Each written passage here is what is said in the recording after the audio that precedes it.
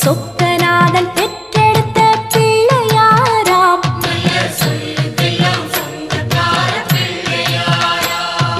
கைலாய மலைய விட்டு தெற்கே வந்தாராம்.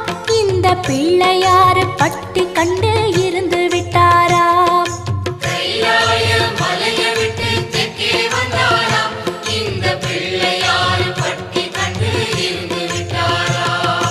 கணபதியார் வந்தாரம்மா, நம்ம உறவாக நின்னாரம்மா. கணபதியார் வந்தாரம்மா, நம்ம உறவாக நின்னாரம்மா. சொக்க